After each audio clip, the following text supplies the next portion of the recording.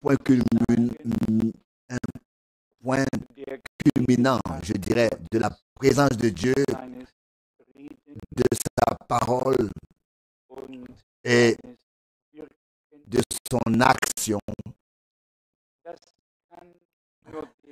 Seul celui qui en est témoin, qui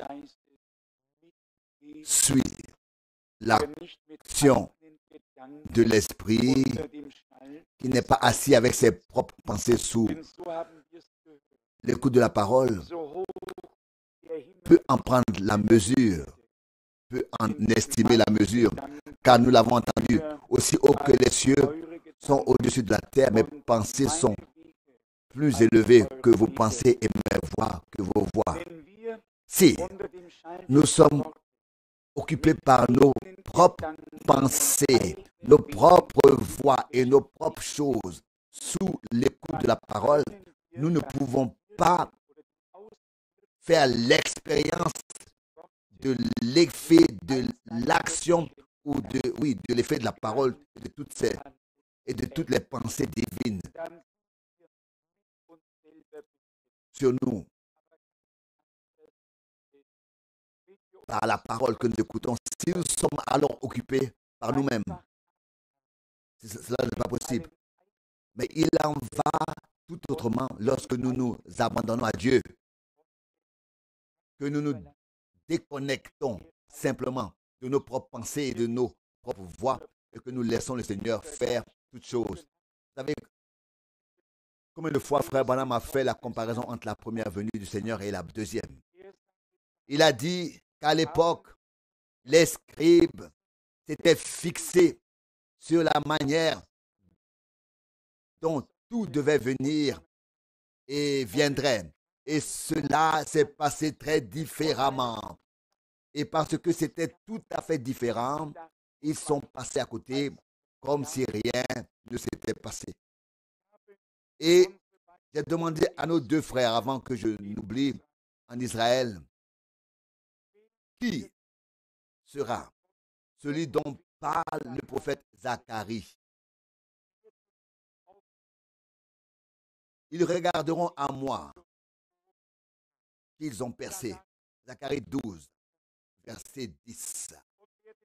Ils se lamenteront et pleureront, etc. Et quand j'ai lu ensuite le psaume 22, nous pouvons le lire très brièvement. Je ne peux pas parler cet après-midi, c'était trop fatigant pour moi hier soir et ce matin aussi. Donc, je vais juste lire quelques passages de l'Écriture et m'asseoir. Psaume 22, versets 17, 18 et 19. Psaume 22, verset 17. Oh, des chiens m'entourent tout autour, une meute de malfaiteurs me cerne. Ils m'ont percé les mains et les pieds. Je peux compter tous mes os, mais ils me regardent et se rassasient à la vue. Ils partagent mes vêtements entre eux et tirent au sort mon vêtement. Tous ceux qui ont assisté à la crucifixion savaient dans leur cœur que ce passage de l'Écriture s'accomplissait ici. Vous savez que lorsque le Christ fut crucifié et que les vêtements furent distribués, il arriva que le vêtement fut fabriqué en un seul, n'est-ce pas? Et qu'ensuite, il ne devait pas être coupé, mais qu'on le tirait au sort. Et celui sur qui le sort tomberait devait pouvoir emporter le vêtement. Vous pouvez le lire, Matthieu 27, 35, Jean 19, 24, et il jette le sort sur mon vêtement. Tire au sort mon vêtement. C'était l'esprit du Christ en David qui a exprimé tout cela dans la prophétie et qui devait encore arriver et ce qui devait encore arriver et ce qui allait arriver. Ils ont percé mes mains et mes pieds. David est certainement mort sans qu'on lui ait percé les mains et les pieds. Mais il a prophétisé sur le fils de David, sur le Christ, et non seulement sur ce qui serait fait en lui et avec lui, mais aussi sur la grâce que nous recevrions par cet acte de rédemption de la croix à Golgotha. Pour nous qui sommes croyants, c'est un renforcement que de lire l'Ancien Testament et de constater dans le Nouveau Testament comment tout a été accompli jusqu'à la dernière lettre. Cela nous fortifie, nous renforce dans la foi que la parole de Dieu est éternellement vraie. Maintenant, voici ce texte. Ils m'ont percé les mains et les pieds. Si nous lisons à ce sujet, le passage déjà mentionné de Zacharie 12, verset 10, il est écrit comme suit. Zacharie 12, verset 10. Zacharie 12, verset 10. Alors je répandrai sur la maison de David et sur les habitants de Jérusalem l'esprit de grâce et d'imploration de la miséricorde, afin qu'ils regardent à celui qu'ils ont percé et qu'ils se lamentent sur lui comme on se lamente sur un fils unique et qu'ils s'affligent amèrement sur lui comme on s'afflige sur un premier-né. Nous savons dans quel contexte cette parole trouvera son accomplissement. Ouvrons pour cela le chapitre 1 de l'Apocalypse, le verset 7. Il décrit précisément le contexte dans lequel cela se produira. Apocalypse 1, verset 7. Voici qu'il vient avec des nuées. Les yeux de tous le verront, même ceux qui l'ont percé, et toutes les tribus de la terre se lamenteront à cause de lui. Oui, amen. Nous aussi, nous pouvons dire amen à cela. Par cette venue, il n'est pas question du retour du Seigneur lorsque l'épouse sera ramenée à la maison, où il est écrit, deux seront couchés sur un lit. L'un sera pris, l'autre laissé. Deux moudront à la meule. L'un sera pris, l'autre laissé. Deux moudront à la meule. L'un sera pris, l'autre laissé. Deux dans un champ, etc. C'est la venue pour prendre l'épouse. Mais ici, tous le verront, même ceux qui l'ont percé. Et toutes les familles de la terre se lamenteront, les descendants de la terre se lamenteront. Et ils regarderont celui qu'ils ont percé. Cela est confirmé dans cette parole lue de Zacharie 12. Et c'est dans ce contexte que l'Esprit de Dieu sera répandu, non plus sur les nations, mais sur Jérusalem. Permettez-moi de le relire, Zacharie 12, verset 10. Ainsi donc, il faut que je lise le verset 9 pour que vous sachiez que cela se passera après la dernière bataille. Pour que ce soit aussi complètement clair. Verset 9 de Zacharie 12, il est dit ici, en ce jour-là, j'aurai à cœur de détruire toutes les nations qui sont venues contre Jérusalem.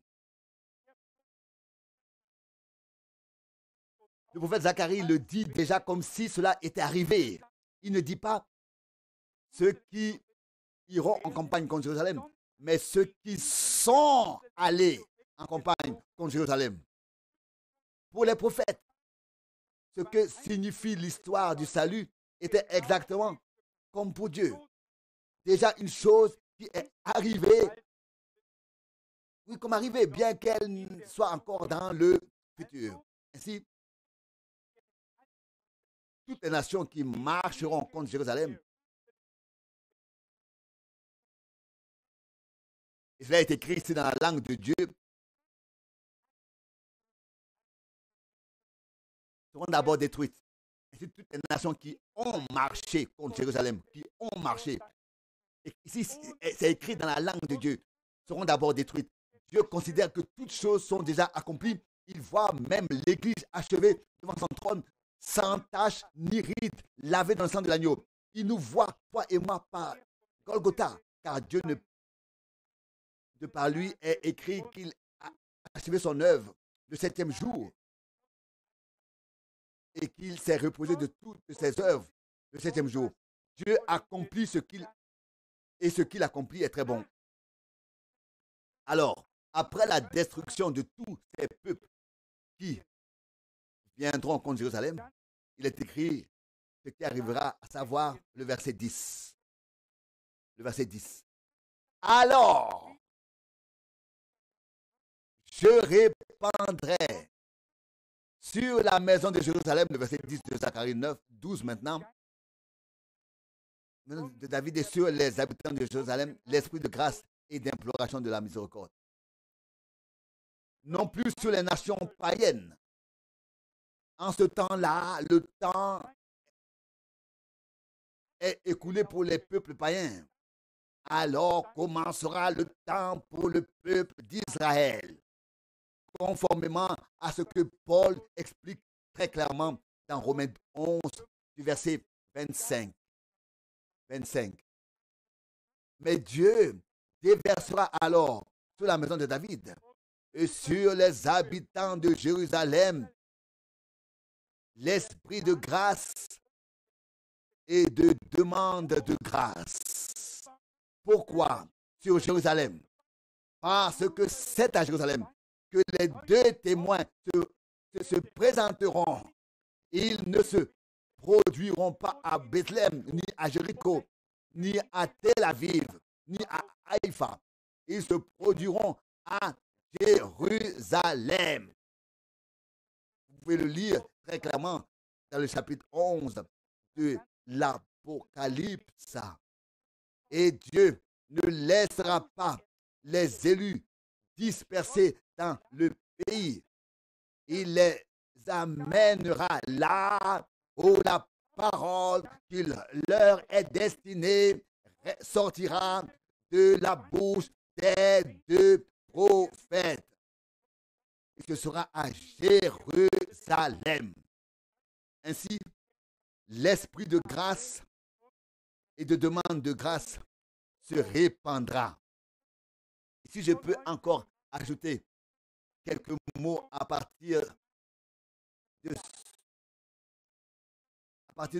ce matin, ce que nous avons entendu ce matin, nous avons vu les gens au mur des lamentations et nous les avons regardés lire leur Talmud babylonien.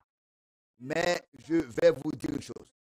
Lorsque ce moment arrivera et que l'esprit de grâce et de demande de grâce sera répandu, ces gens jetteront leur Talmud aussi loin qu'ils le pourront et cesseront de se lamenter au mur des lamentations, mais ils regarderont celui qu'ils ont percé.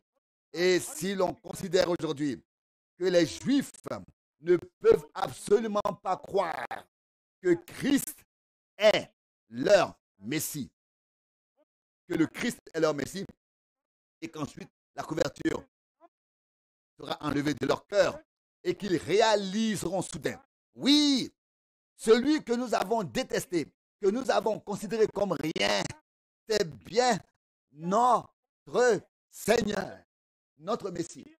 Vous pouvez à peine imaginer ce qui se passera alors dans le cœur de ces gens. Ce seront des lamentations, des cris de détresse comme il n'y en a jamais eu auparavant. Ils regarderont celui qu'ils ont percé et se lamenteront sur lui, comme on se lamente sur son fils unique, et ils le pleureront amèrement, comme on pleure sur son, premier-né. Mais si quelqu'un se rendait aujourd'hui au mur des lamentations et disait aux gens, écoutez, cette affaire n'est pas ici en ordre, ce que vous faites, il se ferait certainement embarrer et pourrait s'en aller. Personne ne peut dissuader ces gens. Mais lorsque la parole prophétique leur sera adressée, l'esprit de grâce aussi se déversera sur eux. Et je crois devoir dire que, lorsque la parole prophétique nous a été adressée à cette époque, l'esprit de grâce aussi, l'esprit de Dieu a également été répandu. Et quand leurs yeux s'ouvriront-ils? Quand est-ce que leurs yeux s'ouvriront-ils? Quand ils regarderont à celui qu'ils ont percé. Nous devons regarder au Christ et alors les choses seront différentes pour nous. Que s'est-il passé avec Thomas? On lui avait dit, le Seigneur est ressuscité.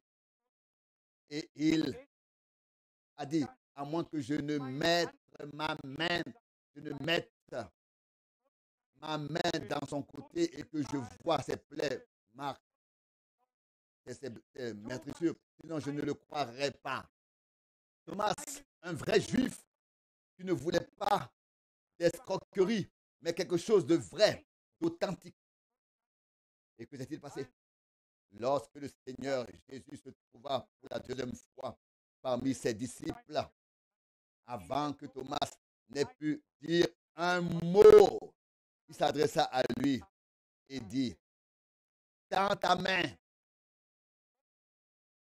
et mets-la dans mon côté, touche-moi et palpe-moi. C'est moi.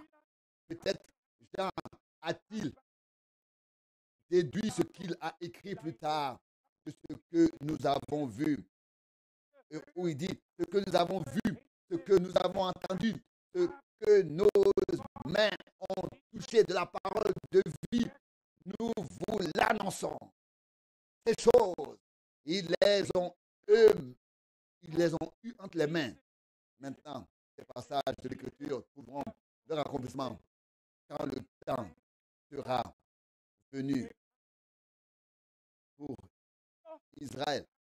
Combien de fois, frère Branham a-t-il dit que cette révélation que Dieu a donnée dans ce temps n'aurait jamais pu être donnée au jour de Luther ou de Wesley ou dans les temps précédents. Tout est arrangé en temps voulu par Dieu et classé par lui, en temps voulu par Dieu, et nous en sommes très reconnaissants à notre Dieu, à notre Seigneur pour cela. Nous n'avons pas besoin de mettre quoi que ce soit en ordre. Nous n'avons qu'à nous laisser mettre nous-mêmes dans l'ordre de Dieu. Et alors, l'esprit de grâce et de repentance viendra sur nous pour que nous implorions le Seigneur, comme cela arrivera avec le peuple d'Israël en ce temps-là. Alors ils regarderont celui qu'ils ont percé, qu'ils ont méprisé, rejeté, et alors ils se rétabliront selon la parole du prophète Osée. Au bout de 2 jours, le Seigneur les laissera jouir et opérera en eux la vie. C'est écrit ici dans Osée chapitre 6, au verset 1. Venez, revenons à l'Éternel, car il nous a déchirés et il nous guérira. Il nous a frappés et il nous pansera. Déjà après 2 jours, il nous rendra la santé. Le 3e jour, il nous rétablira afin que nous vivions sous son regard. Parvenons donc à la connaissance, à la recherche de la connaissance de l'Éternel. Il apparaîtra aussi sûrement que la lumière du matin et viendra sur nous comme la pluie de l'arrière-saison qui arrose la terre. Nous savons qu'auprès de Dieu, un jour est comme nos 1000 ans. Ainsi, lorsque ces 2000 ans seront écoulés, ces 2 jours de Dieu, il fera renaître le peuple d'Israël à une vie nouvelle. Tout cela en son temps et dans l'ordre donné par Dieu. Oui, nous devons rechercher la connaissance du Seigneur. Pas seulement une connaissance, mais la connaissance du Seigneur. Il y a tant de révélations. Mais en ce moment, il s'agit principalement de la révélation de Jésus-Christ.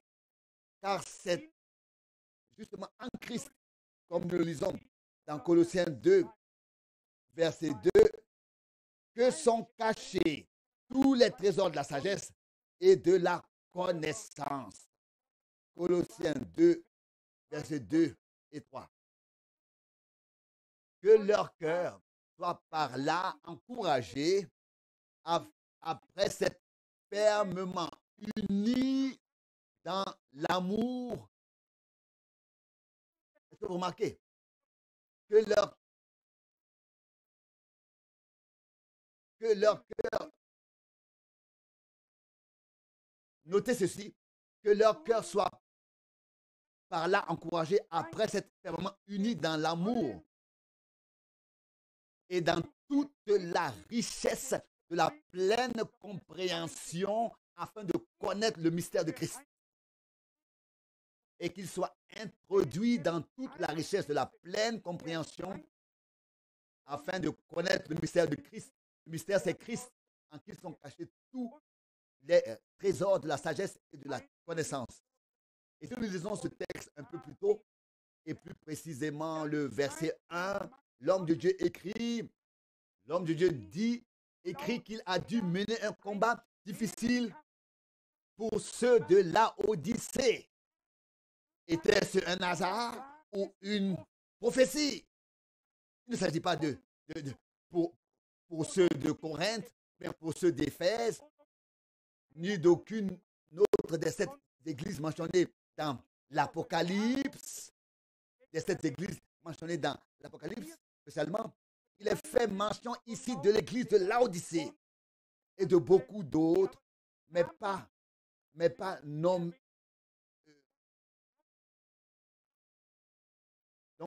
nommément localement, dont Paul s'est occupé. Et il s'exprime ainsi, au verset 1, Colossiens 2. Je veux en effet que vous sachiez quel dur combat j'ai à soutenir pour vous et pour ceux qui sont à Laodicée.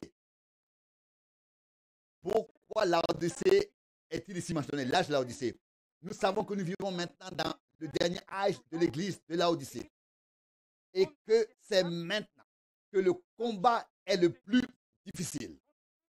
Et ces choses qui ont été révélées à notre époque ne sont pas pour le grand public, Elles sont destinées aux élus. Et la parole de Dieu dit, beaucoup sont appelés, mais peu sont élus. Et ici, il s'agit d'encourager nos cœurs, que nos cœurs soient encouragés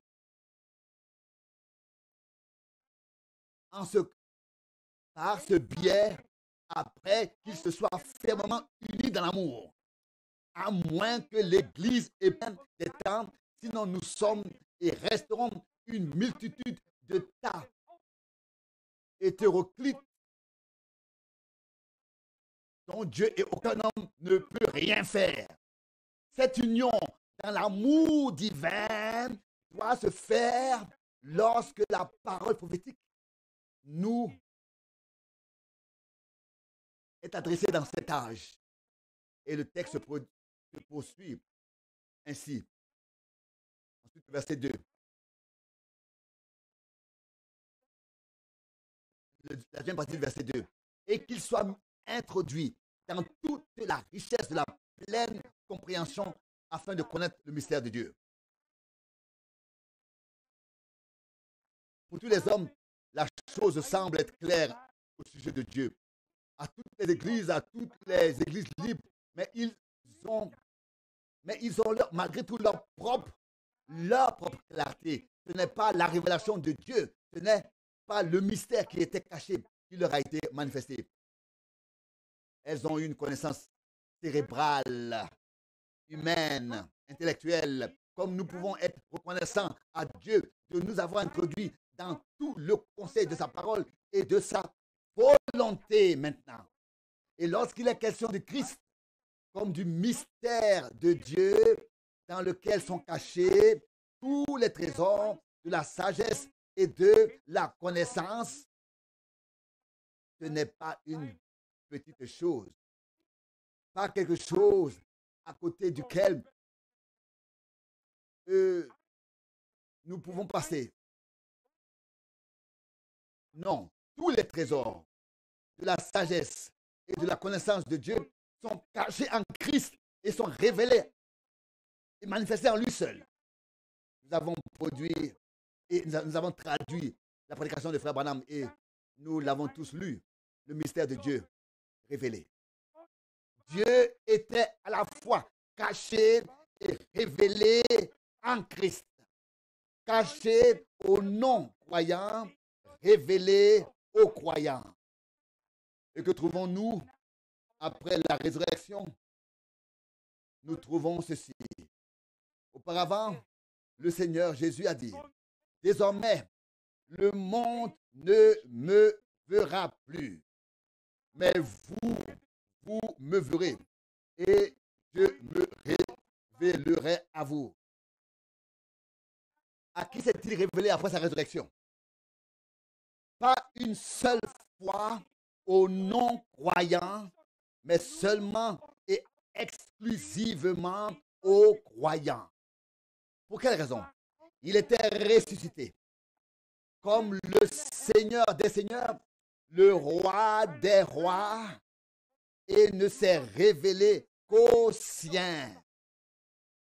À qui se révèle-t-il aujourd'hui? Mais pas au monde, mais pas à ceux qui ne croient pas, mais pas à ceux qui savent déjà tout, mais seulement aux siens.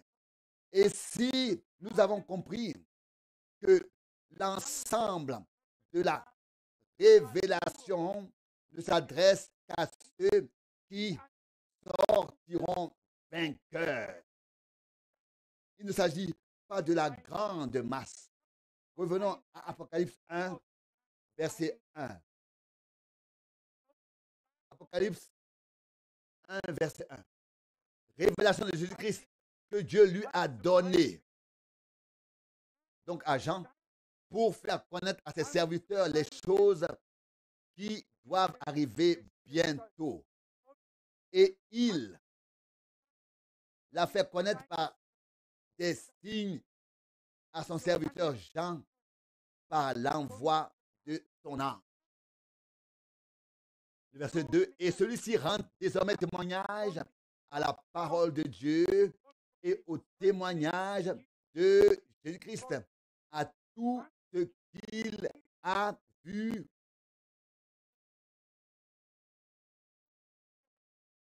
Béni celui qui lit et ceux qui entendent les paroles de la prophétie et qui gardent les choses qui y sont écrites, car le temps de l'accomplissement est proche. Nous voyons donc, au fond, Jean n'était qu'une personne dont Dieu avait besoin pour transmettre, dont Dieu utilisait pour transmettre, pour faire passer ce qui lui avait été révélé. Pour que Jean puisse faire passer ce qui lui avait été révélé. Cela n'était pas destiné à lui seul. Il est dit directement pour indiquer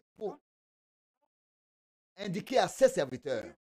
Et tant qu'il y aura des serviteurs de Dieu sur terre, l'Esprit de Dieu prendra cette révélation et révélera les choses, les indiquera et les rendra compréhensibles afin que nous ayons une vue d'ensemble du conseil de salut de Dieu sans pouvoir ou devoir donner notre propre interprétation. Quel privilège! Dieu a envoyé sa parole et nous a guéris. Il a envoyé sa parole et nous a redressés. Il a envoyé sa parole et nous a instruits. Il s'est révélé à nous. Révélation de Jésus-Christ que Dieu a donné à Jean pour faire connaître à ses serviteurs les choses qui doivent arriver bientôt.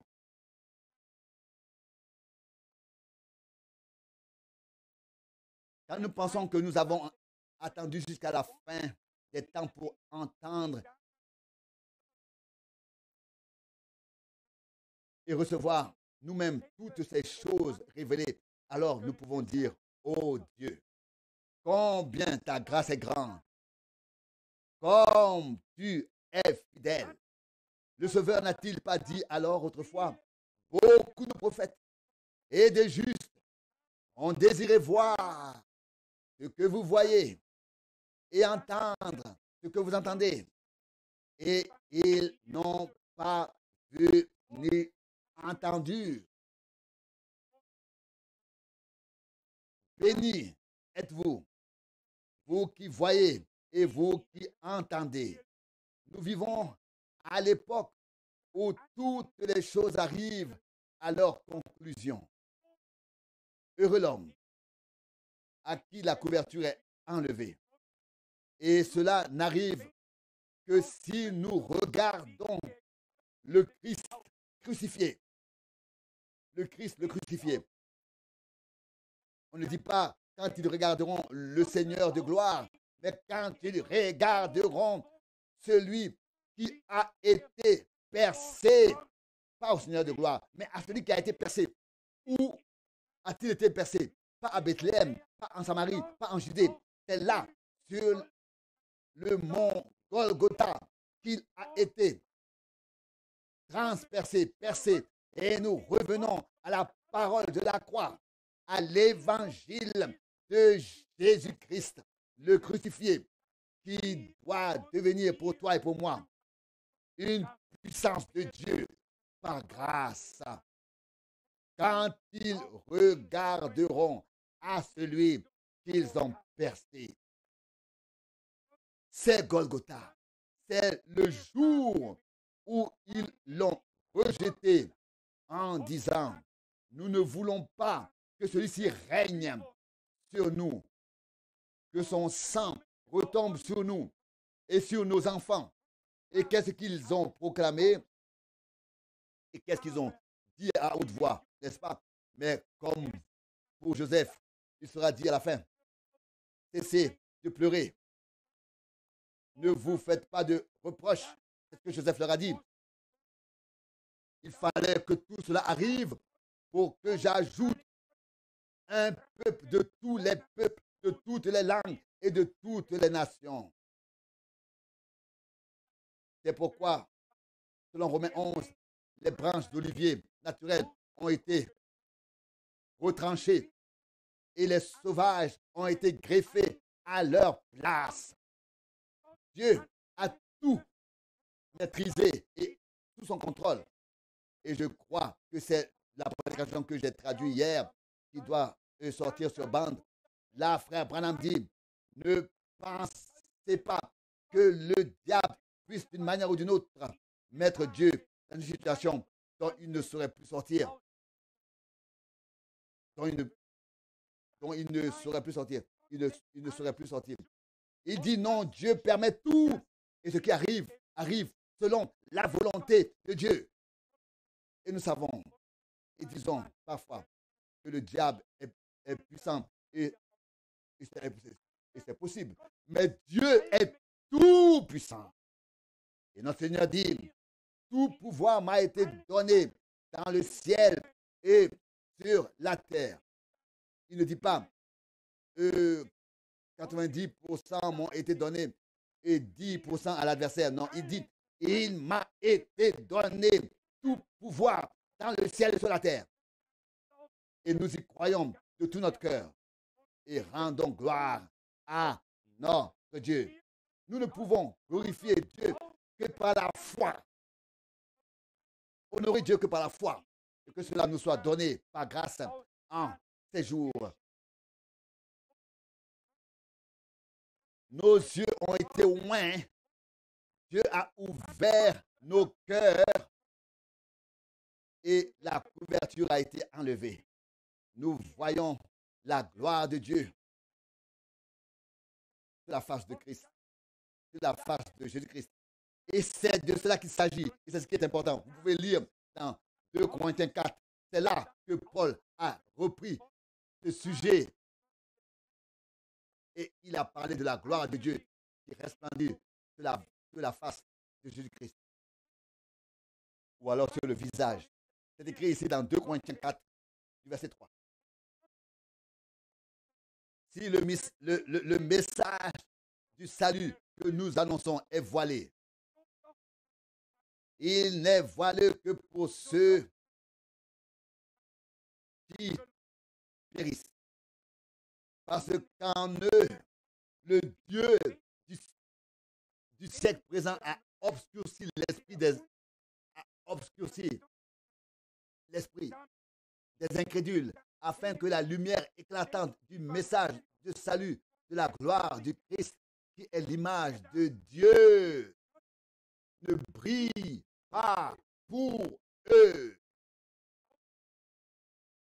Car ce n'est pas nous-mêmes que nous proclamons, mais Christ Jésus, mais le Christ Jésus comme le Seigneur.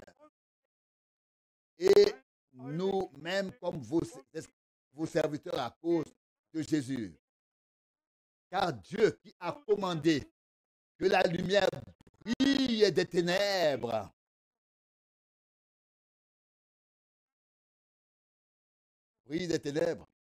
c'est lui qui a fait aussi briller la lumière dans nos cœurs, afin que la connaissance de la gloire de Dieu brille sur la face de Christ. Vous voyez de quoi il s'agit ici? La lumière au temps du soir, la révélation de Jésus-Christ a été donnée pour cette raison, afin que nous soyons retirés de toute tradition, de toute opinion humaine et placés sur le sol de la révélation divine. Celui à qui le Seigneur se révèle voit la lumière au temps du soir et il sait ce qu'il doit faire par grâce.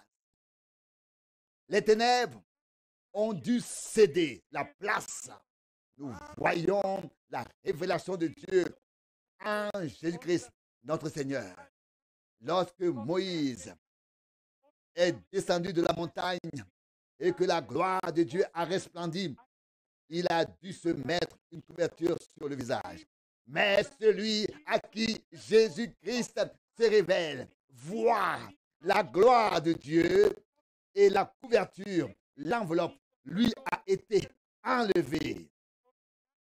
Et nous comprenons alors que notre Seigneur, et ce que notre Seigneur a dit dans Jean 14, celui qui me voit le Père. Moi et le Père, nous sommes un. Quelle grâce nous avons reçue en ces derniers temps.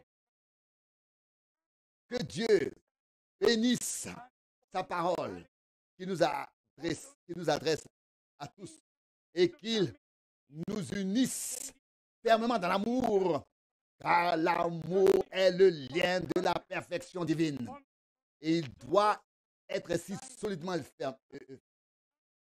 Et il doit être si solidement fermé, fermé qu'aucune force de l'ennemi ne puisse le percer.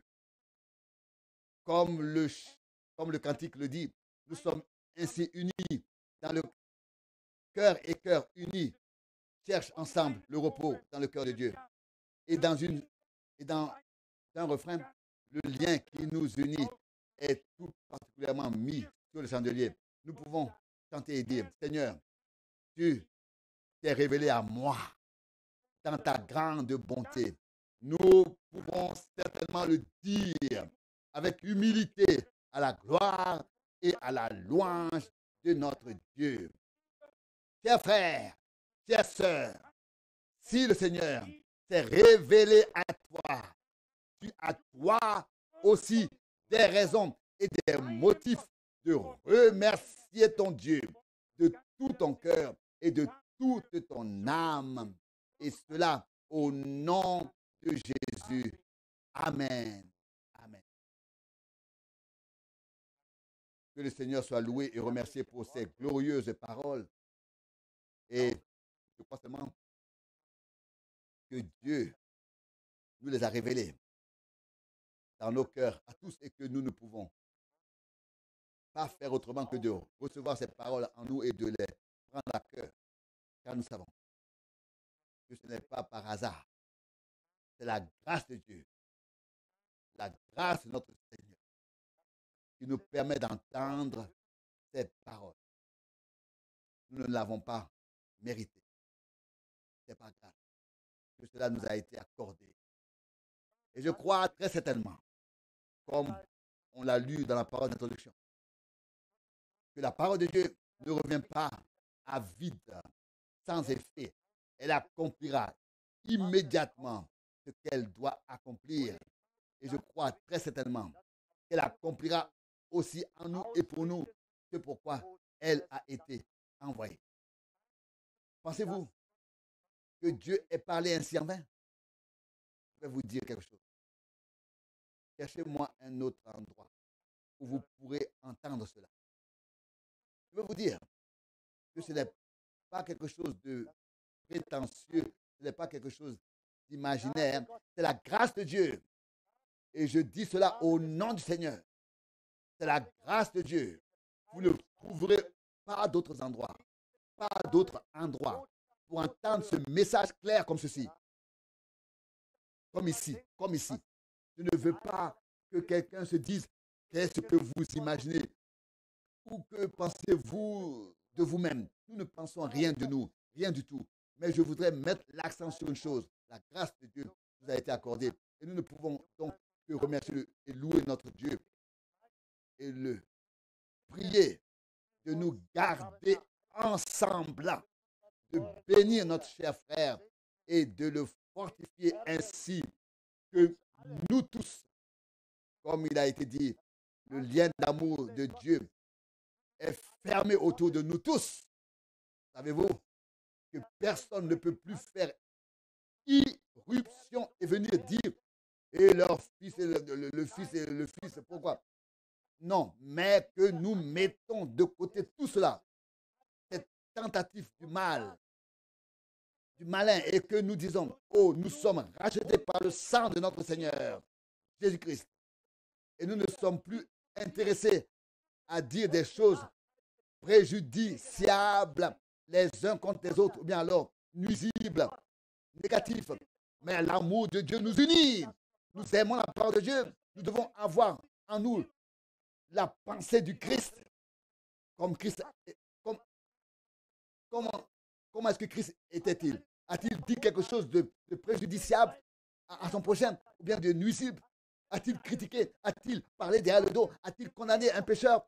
Je ne vois personne qui est condamné. Je ne vois personne que Christ est condamné.